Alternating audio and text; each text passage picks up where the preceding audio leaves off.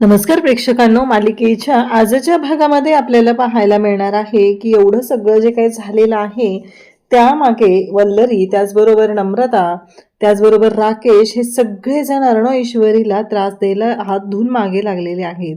नम्रताला पण जराही अक्कल नाहीये, तिच्या गोष्टी वाढत चाललेल्या असतात आणि त्याचा त्रास मात्र ईश्वरीला होत असतो.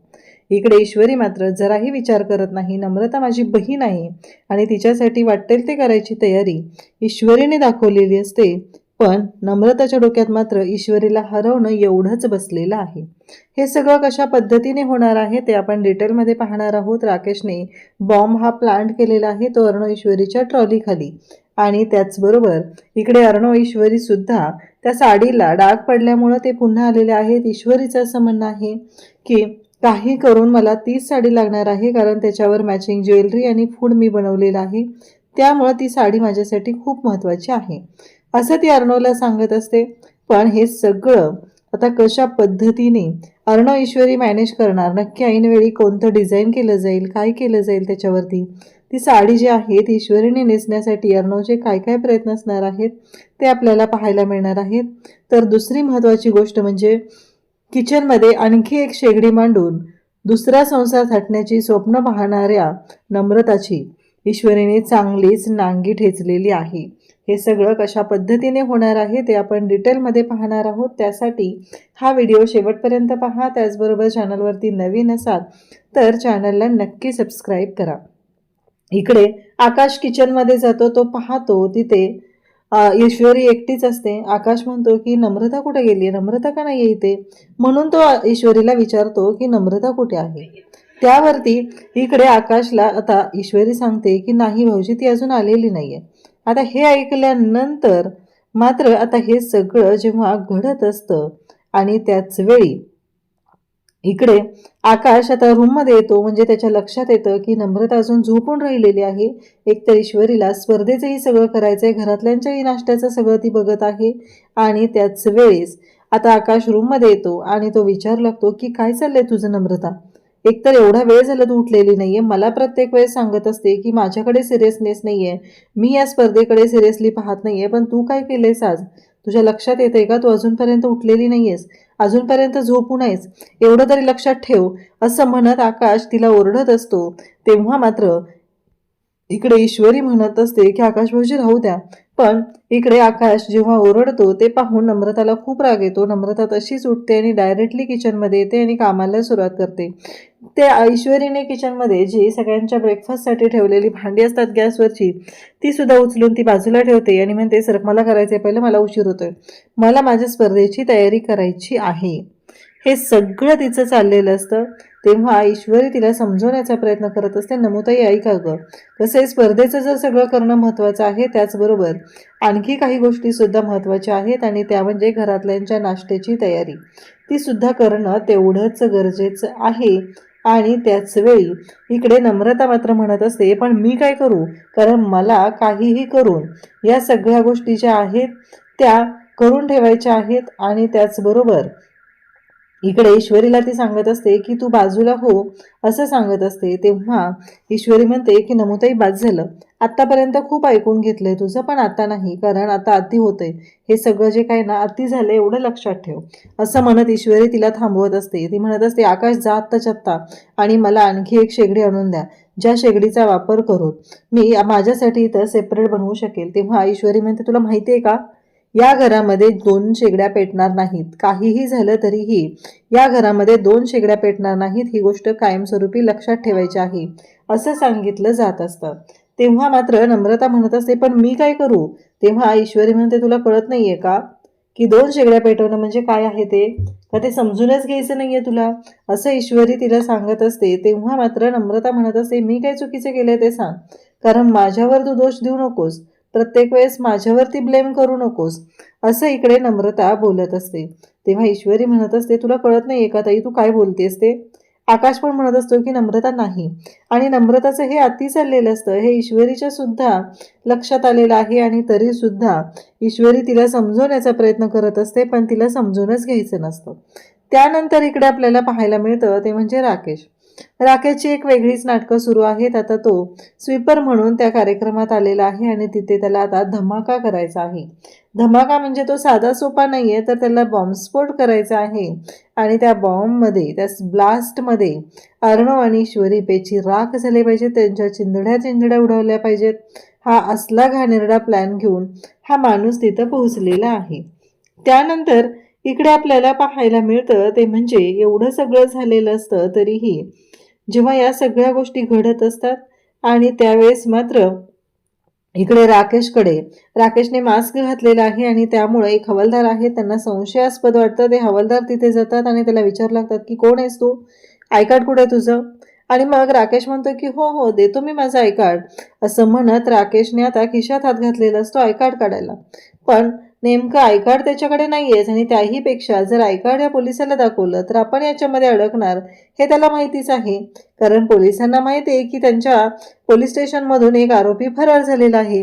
आता वल्लरी तिथं आलेली असते. वल्लरी हे सगळं पाहते तेव्हा तिला सुद्धा धक्का बसतो आणि वल्लरी म्हणत असते की काय करायचं आता. त्याचबरोबर तिथले व्हॉलंटियर वगैरे जे असतात ते सगळे हे गोष्ट पाहत असतात. हवालदार जाऊन त्याची चौकशी करत आहेत, त्याला अनेक प्रश्न विचारत आहेत. पण राकेश म्हणतो की हो काय झालं माहिती आहे का, मी आता मगाशी पॅन्ट चेंज केली ना, तर माझ्या दुसऱ्या पॅन्टमध्ये ते लॉकरमध्ये राहिलं आहे कार्ड, मी आणून दाखवतो तुम्हाला. तेव्हा ते म्हणतात की मग मास्क काढ चेहऱ्यावरचा, मला तो चेहरा बघायचा आहे. तेव्हा राकेश म्हणतो की नाही अहो मला ना ते व्हायरल इन्फेक्शन झालंय ना म्हणून मी मास्क घातलाय. एवढ्या मोठ्या कार्यक्रमात इथं आहे ना. वल्लरी हे सगळं पाहत असते. आता वल्लरीला टेन्शन येऊ लागलेलं असतं.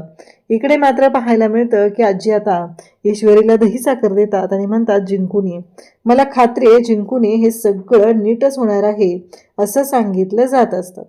आणि त्याचबरोबर इकडे ह्या सगळ्या गोष्टी वेगळ्या पद्धतीने सुरू झालेल्या असतात. आणि त्याचबरोबर इकडे आता अंजली त्याचबरोबर सगळेजण एकत्र जमलेले आहेत आणि नम्रताशी बोलत असतात. तेव्हा नम्रताला विचारलं जातं की तू घेतलंयस का सगळं, काय केलंय तुम्ही आज, काय होतं डोक्यात, असं सगळं विचारलं जातं. तेव्हा नम्रता सांगते की हो सगळं घेतलेलं आहे आणि मी साऊथ इंडियन डिश केलेली आहे अशा पद्धतीचं तिनं सांगत असते. म्हणजेच मोरिंगा इडली वगैरे असं सगळं तिनं प्लॅन केलेलं असतं. आता मात्र गोष्टी पुढे आलेल्या असतात आणि त्याच वेळी ईश्वरी म्हणते की मला काय वाटतं माहिती आहे का नमुताई, तू काय कर, जी मोरिंगा इडली केली आहे ना त्याच्या शेजारी फक्त ना त्याला गजरे लाव आणि दुसरी गोष्ट म्हणजे गजरे लावल्यानंतर एक अगरबत्ती तिथे लाव, म्हणजे स्पेशल असा साऊथ इंडियन लुक येईल त्याला. तेव्हा आजी म्हणते की किती ग ईश्वरी गुणी आहेस तू, म्हणजे दुसऱ्यांचा विचार करण्याआधी मग स्वतःचा विचार करण्याआधी दुसऱ्यांचा सुद्धा विचार करते.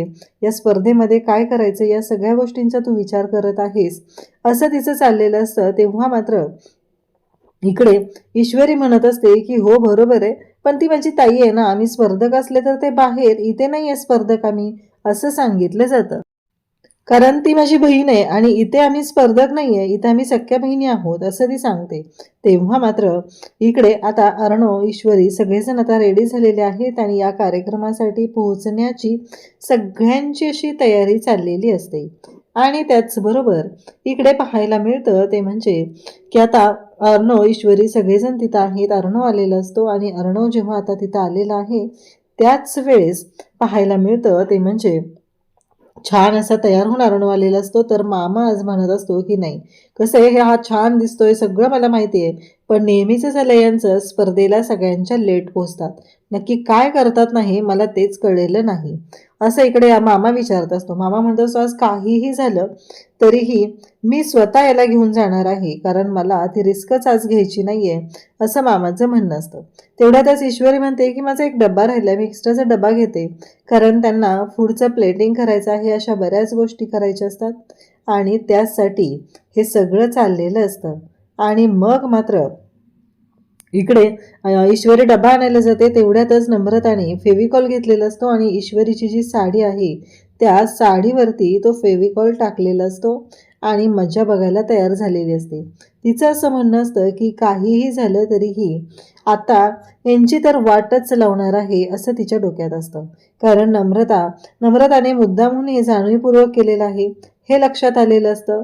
आणि त्याच वेळेस आता इकडे पाहायला मिळतं ते म्हणजे ते पोलीस जे आहेत ते राकेशला वारंवार प्रश्न विचारत आहेत आणि राकेशच्या बाबतीत त्यांचं बोलणं सुरू झालेलं असतं. आणि नेमकं त्याच वेळेस इकडे राकेशला ते प्रश्न विचारून भांबावून सोडतात. तेव्हा मात्र आता वल्लरीला किती त्याची काळजी असते हे तर आपल्याला माहितीच आहे. वल्लरी मात्र राकेशकडे जाते आणि राकेशला म्हणू लागते की काहीही झालं तरीही आत्ता इथं तू अडकलेला आहे आणि तुला मी सोडवणार आहे. ती पोलिसांना तिथं जाते आणि पोलिसांना सांगते की अहो इथे काय करताय हे, अहो आमची रूम क्लीन करायची आहे. तेव्हा ते पोलीस म्हणतात की तुम्ही ओळखता का यांना, नाही तुम्ही ओळखता का. तेव्हा वल्लरी म्हणते की हो हो हेच करतात रोज आमची रूम क्लीन, असं तिने आता सांगितलेलं असतं. आणि त्याच वेळेस इकडे वल्लरी तिथे पोलिसांना सांगते आणि ती म्हणते की हो मी आकाश टेक्स्टाईलची आकाश पाटील त्यांची आई आहे आणि हेच करतात आमची रूम क्लीन, त्यामुळं काही प्रॉब्लेम नाही आहे. आता वल्लरीने हे सगळं केल्यानंतर इन्स्पेक्टर साहेब वल्लरीला म्हणतात की तुम्हाला माहिती आहे का, अहो एक आरोपी जो आहे तो पोलीस स्टेशनमधून फरार झालेला आहे पोलिसांच्या ताब्यातून, त्यामुळे हे सगळं एवढी चेकिंग सुरू केलेली आहे. आता मात्र वल्लरीने राकेशला तिथून पाठवलेलं असतं आणि सांगितलेलं असतं की तुम्ही जा, तिथे माझी रूम आहे ती क्लीन करायची आहे, ती करून घ्या.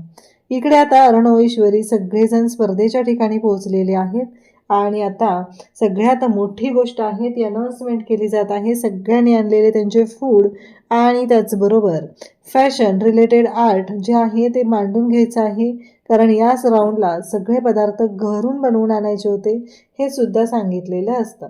आता वल्लरी राकेशकडे येते आणि म्हणते की आता मी वाचवले तुला, अडकला होतास तू पूर्णपणे, एवढं लक्षात ठेव, काहीही झालं तरी माझ्या मदतीशिवाय तू काहीच करू शकत नाही. तेव्हा राकेश म्हणतो वाच झालं, कसं आहे माहिती आहे का, तुम्ही जर हे सगळं केलं असतं ना आज मला इथे यायची गरजच पडली नसती, कारण तुमच्याकडून काही झालेलं नाही आहे म्हणून मला इथे यावं लागलेलं आहे. त्या अर्णव ईश्वरीला संपवण्याआधी वल्लरी तुला संपवून टाकेल एवढं लक्षात ठेव. तुला वाटत असेल की तू वाटेल तसं बोलशील आणि मी ऐकून घेऊ, तर ते अजिबात होणार नाही. काही झालं तरीही एक गोष्ट लक्षात ठेवायची आहे, माझ्या नादी लागायचं नाही आहे, तुझा गेम करायला मला वेळ लागणार नाही, असं स्पष्टपणे आता राकेशने सांगितलेलं असतं. आणि वल्लरी मात्र पाहतच राहते. वल्लरीच्या लक्षात आलेलं असतं की तिने काय माती खाल्लेली आहे, कारण हा राकेश उलट्या खोपडीचा माणूस आहे. कारण इकडे राकेशने स्पष्ट सांगितलेलं असतं की तुला संपवायचं असेल तर माझे हातच पुरेसे आहेत, दुसऱ्या कुठल्या गोष्टीची गरजच नाही. इकडे रमाकांत आता वाट बघत असतो कधी एकदा हा उदयकांत झोपी जातोय किंवा तिथून निघून जातोय तरच आपल्याला इथून बाहेर पडता येईल, असं म्हणत आता तो बोलत असतो. तेवढ्यातच इकडे उदयकांतच्या फोनवरती वल्लरीचा फोन येतो. वल्लरी म्हणते की झालं नाही का, निघाला नाही का अजून तू, अरे तुला सांगितलं होतं ना काय करायचं आहे ते, लोकेशन पण पाठवलेलं आहे. तेव्हा तो म्हणतो की हो हो निघतोय मी. खरं तर इकडे उदयकांतला अजिबात झोप कंट्रोल होत नाहीये, त्याला कळतच नाहीये की तो कसं जाणार आहे आणि काय करणार आहे. पण इकडे मात्र आता अर्णव ईश्वरी, कारण उदयकांत पण तिथं मदतीला पाहिजे, त्याच्याकडूनही राडा करायचा आहे, असं सगळं डोक्यात आलेलं असतं. त्याचबरोबर इकडे स्पर्धेसाठी आता सगळे जमलेले आहेत. सगळ्यांना सांगितलं जातं प्लेटिंग आर्ट या सगळ्या गोष्टींसाठी फक्त आणि फक्त 1 तासाचा वेळ तुम्हाला दिला जाणार आहे. त्या 1 तासामध्ये तुम्हाला जे काय करायचं आहे, जे काय डिझाईन करायचं आहे ते सगळं तुम्ही त्या 1 तासातच करायचं आहे, एवढं लक्षात ठेवा, असं सांगितलं जातं. अर्णव ईश्वरी दोघंही आता तिथं पोहोचलेले आहेत. दोघंही खुश आहेत, कारण फायनली ही स्पर्धा जी आहे ती आता लास्ट राऊंडपर्यंत आलेली आहे आणि त्यानंतर बक्षीस म्हणून 1 मिलियन बिझनेस कॉन्ट्रॅक्ट मिळणार आहे. 1 बिलियनचं ही सगळ्यात मोठी गोष्ट असते आणि त्यामुळं अर्णव ईश्वरीने ह्या स्पर्धेमध्ये उतरलेले आहेत. तर यांना हरवण्यासाठी सौदामिनीने तिचा एक ग्रुप आहे त्यांना पाठवलेला आहे, तर इकडे आकाश आणि नम्रता सुद्धा आहेत. तर आता उदयकांत इकडे रमाकांतला शोधाशोध करू लागतो, त्याला शोधू लागतो, पण त्याला रमाकांत दिसतच नाहीये. तो आरडाओरडा करू लागतो की हे सगळं काय चाललं, कुठे गेलाय नक्की, हा नक्की कुठे गेला असेल, असे प्रश्न पडलेले असतात. आणि त्याच वेळी आता उदयकांत आणि त्याचबरोबर रमाकांत पाठीमागून येतो आणि उदयकांतच्या मुसक्यावर तो अक्षरशः गळा दाबतो आणि त्याची धुलाई करू लागतो. काही वर्षांपूर्वी तुझ्यामुळं माझी मुलं रस्त्यावर आली, तुझ्यामुळं माझ्या बायकोने आत्महत्या केली, इतकी वर्ष मी माझ्या मुलांपासून दूर राहिलोय, असं म्हणत बोलत बोलत इकडे धुलाई सुरू झालेली असते. आणि त्याच वेळी पाहायला मिळतं ते म्हणजे एवढ्या विचित्र पद्धतीने या सगळ्या गोष्टी चाललेल्या असतात. आणि मग मात्र इकडे अर्णव, ईश्वरी तिथं पोहोचलेले आहेत, नम्रता, आकाश आहेत आणि नम्रता म्हणत असते की चला लवकरात लवकर सुरुवात करायची आहे, सगळ्यांना 1 तासाचा टाईम दिलेला आहे आणि या सगळ्या गोष्टी अगदी व्यवस्थित झाल्या पाहिजे यासाठी सगळी तयारी चालू झालेली असते. तर इकडे आता सौदामिनीने फोन केलेला असतो तिचे जे पफेट आणून ठेवले त्याला, म्हणजेच त्या अमृताला फोन केलेला असतो आणि अमृताला तिने सांगितलेलं असतं की हे बघ सगळी तयारी मी केलेली आहे, त्यामुळं पुढे काय करायचं आहे या गोष्टींचा विचार करू नकोस, फक्त मी काही गोष्टी तुला पटवून देत आहे त्या पद्धतीने कर आणि या स्पर्धेमध्ये आपण जिंकायचं आहे, कारण ते अर्णव आणि ईश्वरी यांना आपण जिंकू देणार नाही आहेत, ही गोष्ट लक्षात असू दे. हे सगळं सांगितलं जात असतं आणि तेव्हा मात्र तिने तिची जी आणलेली जोडी आहे त्यांना समजून सांगितलेलं आहे की काहीही झालं तरी हा राऊंड आपण जिंकणारच आहोत. त्यानंतर इकडे पाहायला मिळतं ते म्हणजे की या सगळ्या गोष्टी सुरू झालेल्या असतात. अर्णव ईश्वरींनी आता झालं, अर्णव ईश्वरीच्या लाईफमध्ये पचका होणार नाही अशी गोष्ट घडतच नाही आहे. अर्णव ईश्वरीने बरोबर कपडे घेतलेले असतात, ते बॉक्स उघडलेले असतात आणि जेव्हा साडी उघडली जाते त्या क्षणी तिथे क्लिअर होतं की तिच्या साडीवरती खूप मोठा डाग लागलेला आहे आणि तो जो डाग आहे तो अशा पद्धतीने लागलेला आहे की ईश्वरी तिथे काहीही करू शकत नाही. म्हणजे एवढ्या सगळ्या गोष्टी झालेल्या असतात, एवढं सगळं सुरू झालेलं असतं आणि मग मात्र आता ईश्वरीला टेन्शन येतं, ईश्वरी पॅनिक होते. तेव्हा मात्र अर्णव तिला समजवण्याचा प्रयत्न करतो की डोंट बी पॅनिक, एक गोष्ट लक्षात ठेव, काहीही झालं तरीही या सगळ्या गोष्टी ज्या आहेत ना त्या लक्षात ठेवायच्या आहेत असं म्हणत अर्णव तिला सांगत असतो की पॅनिक होऊ नको, आपण मार्ग काढूया, आपण दुसरी साडी अरेंज करूया. तेव्हा ईश्वरी म्हणते की नाही अर्णव सर, मला हीच साडी हवी आहे, त्या रिलेटेड मॅचिंग ज्वेलरी आणि पदार्थांचं डिझाईन मी केलेलं आहे, त्यामुळं मला हीच साडी हवी आहे. आणि त्याच वेळी पाहायला मिळतं ते म्हणजे आता एवढं सगळं झालेलं असतं आणि इकडे अमृताला सांगितलेलं आहे सौदामिनीने, त्यामुळं ती सुद्धा तयारीत आहे. या सगळ्या गोष्टी जेव्हा घडत असतात तेव्हा आकाश म्हणतो की काय झालं आता, ईश्वरी आणि अर्णव कुठे गेले, दादा आणि ईश्वरी कुठे गेलेले आहेत. नम्रता म्हणते हे बघा आकाश, तुम्ही कुठेही जायचं नाही, एक गोष्ट लक्षात ठेवा, काहीही झालं तरीही तुम्ही इथून हलायचं नाही, एवढं लक्षात असू द्या, असं म्हणत आता नम्रताने थांबवलेलं असतं. त्याचबरोबर ज्या गोष्टी घडत असतात त्यावरून तर एक क्लिअर झालेलं असतं की आता आकाश आणि नम्रता हे स्पर्धेच्या ठिकाणी आहेत, पण आकाशचं लक्ष मात्र अर्णवकडे आहे. राकेश एकाच रूममध्ये येतो आणि म्हणतो की बॉम्ब ब्लास्ट करण्यासाठी सगळ्यात चांगली जागा ही आहे असं लक्षात आलेलं असतं. आणि त्याच वेळेस ह्या सगळ्या गोष्टी जेव्हा घडत असतात आणि नेमकं त्यावेळेस मात्र हे सगळं जेव्हा चालू आहे, आकाश तिथे अर्णव पोचलेलं असतो आणि अर्णव म्हणत असतो की नको ईश्वरी, काळजी करू, आपण बघूया काय करता येते ते. तर इकडे राकेशचा मात्र आता वेगळाच डाव सुरू झालेला आहे, कारण राकेशला काहीही करून तो बॉम्ब प्लांट करायचा आहे, त्यासाठी त्याची तयारी सुरू झालेली असते. बरोबर तिथे ज्या ट्रॉली ठेवलेल्या असतात, आता सगळेजण तयारी करायला गेलेले आहेत, त्या ट्रॉलीच्या खाली येऊन राकेशने बॉम्ब प्लांट केलेला आहे. आणि त्याच वेळी त्याला फोन येतो, तो म्हणजे सौदामिनीचा फोन आल्यानंतर सौदामिनी त्याला विचारते झालं का काम, कुठे प्लांट केलंयस तो बॉम्ब. तेव्हा मात्र राकेश सांगतो की अर्णव ईश्वरीच्या ट्रॉली खाली, म्हणजे अर्णव ईश्वरीची ट्रॉली जिथं लावलेली आहे त्या ट्रॉली खाली हा बॉम्ब प्लांट केलेला आहे, हे सगळं सांगितलेलं असतं. म्हणजेच आता अर्णव ईश्वरीची वाट लागणार एवढी तयारी केलेली असते. आणि त्याच वेळी इकडे अर्णव ईश्वरी विचार करत आहेत. अर्णव म्हणतो की काय करायचं आता. ईश्वरी म्हणते तुमच्या डोक्यात काय आहे का सुरू. तेव्हा अर्णव म्हणतोय की हो हे बघ, मी तुला सांगितलं होतं साडी अरेंज करूया. ईश्वरी म्हणते की हे बघा सर, मला ते नाही आहे पटत आणि आता वेळही कमी राहिलेला आहे, आपल्याला काहीतरी करावं लागणार आहे, तरच आपण या सगळ्यातून मार्ग काढू शकतो असं म्हणत आता इकडे ईश्वरीने अर्णवला सांगितलेलं असतं. पण आपण दोघं एकत्र असेल तर कोणत्याही अडचणींचा सामना करू शकू एवढी खात्री ईश्वरीला असते. आता इकडे सौदामिनी जाम खुश झालेली आहे, म्हणजे अर्णव ईश्वरीचा आज खेळ खलास होणार आहे आणि हे सौदामिनी क्रिएशनला ते जे आहे ते कायमस्वरूपी मिळणार आहे हे सुद्धा क्लिअर झालेलं असतं. त्याचबरोबर इकडे पाहायला मिळतं ते म्हणजे एवढं सगळं झालेलं असलं तरीही काही गोष्टी ज्या आहेत त्या चुकीच्या पद्धतीने चाललेल्या असतात आणि त्यानुसार अर्णव ईश्वरी आता पुढची तयारी करत आहे. रमाकांत तिथून पळून सुटलेला निघालेला आहे आणि तो बाहेर येऊन रिक्षावाल्याच्या तिथं आलेला असतो. उदयकांतचा येताना त्याने मोबाईलसुद्धा आणलेला आहे आणि त्या मोबाईलमध्ये जे लोकेशन आहे ते त्याला मिळालेलं असतं. स्पर्धा नक्की कोणत्या ठिकाणी आहे ही गोष्टसुद्धा लक्षात आलेली असते. तर इकडे राकेशची सगळी तयारी झालेली आहे आणि आता फुल तयारीत असलेला राकेश पुढचं कांड करण्यासाठी सज्ज झालेला असतो. अशाच अपडेटसाठी चॅनलशी कनेक्ट राहा. थँक्यू.